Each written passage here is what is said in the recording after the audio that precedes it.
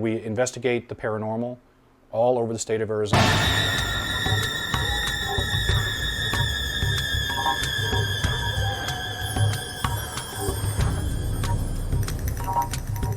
I've been coming to the Oxbow off and on for over 20 years, and I've seen a few things. Basically, we do in-house investigations of private homes. We do public historical places. We do places like the Oxbow here. Or a nighttime bartender gets unnerved every once in a while. She'll call the manager sometimes because she's so unnerved on what's going on. We basically go into a building or a structure or a historical area or a residential house or a bar like this one, and we try to find reasonable explanations for what they're experiencing first. That's what we try to do first. We look for natural explanations instead of looking for the supernatural ones. Doors opening and closing and things moving around and all sorts of weird sounds and dog squeaky toys going off where there is no dog squeaky toy, just things like that. That could be one of the myriad of experiences that you might experience if you're in a quote-unquote place with paranormal activity. It could be a touching sensation on your face. It could be hearing a voice. It could be seeing an object move. Before I started, I was just looking for some kind of truth to, is there an afterlife? This paranormal experience is real. And now that I participate in it, I see that even though I look at it with a very skeptical eye, some stuff I can't explain. I'm getting 5.0 milligauss. These are registered in what we call milligauss. Normal reading is between usually 1, 1.5, maybe sometimes 2. So we're getting between 4.5 and 5 right here, which we shouldn't be getting. We cannot prove that, but there is a theory that we're in an area where there is a vast historical element or history, especially Main Street, up and down Main Street here in Payson, that there are some type of entity-type phenomena attracted to this area for whatever reason, good or bad. So that's one of the theories, and it's very possible that that is what's happening in Payson on Main Street. When we go into an investigation, we come in with a clear mind. We go where the evidence trail leads us.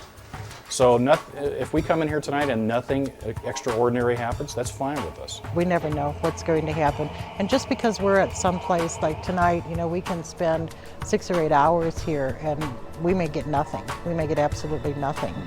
Doesn't mean it's not haunted. It just means nothing appeared to us, nothing showed itself to us, nothing made itself known or heard to us. We'll be taking base electromagnetic field readings of each structure, wall, room. We'll be taking temperature readings. We'll be taking photographs with video cameras, with digital cameras, with film cameras, whatever we have available. And then, we'll try to set up recording systems all over this place, get electronic voice phenomena to communicate with us through these recordings. That's basically what we do. Maybe 10, 20 years from now, some of the evidence we have captured will push something forward to make the community or the people understand that there is not just death, there's a life after death, or there's some things we can't explain that's on another plane. Right. Well, that photograph I gave you, if you really study, you see 5 orbs in it.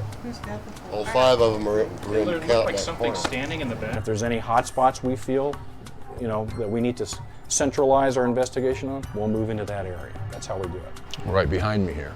This is very strange. All the rooms are giving off EMF readings actually in a danger level. They're at the point that they could actually cause hallucinations or uneasy, queasy stomachs, headaches. And it's strange, I can't seem to find the source of where this is coming from. It's been reported to us that females, especially single females, have been pushed down the staircase.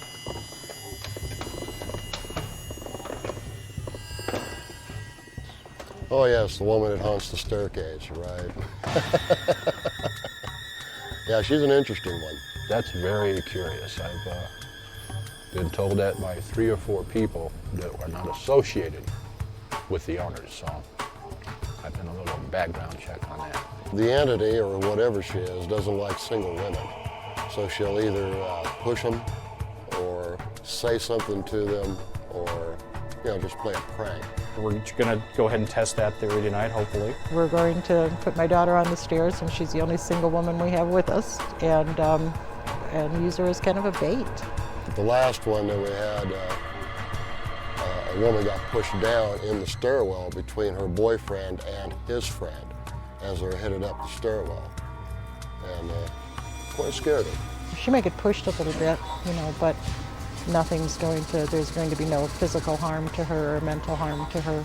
And that's something that when we're in a group like this, I find that very, very important that we have that trust amongst ourselves. The Main Street Grill, we did an investigation at a few months ago in Payson. We did the Payson County Jail a couple months ago. That was a very interesting one. We were told by a historian, we were told by a local radio manager that there was 3 people that died in the Payson County Jail around the 1968 circa area. We've been there twice now, and we do have auditory evidence inside the Payson County Jail. I like to think of the phenomena as people in different forms instead of just using the ghost term, okay? That's why it doesn't scare me anymore. I think of whatever I'm dealing with, that used to be a person. So what I'm dealing with, if I have an experience out of the ordinary, is that's just a person in a different form. That's what keeps me from getting scared doing this. Does it scare you or does it bother you? No, it doesn't bother me. I talk to them every morning. Say hello, spirits.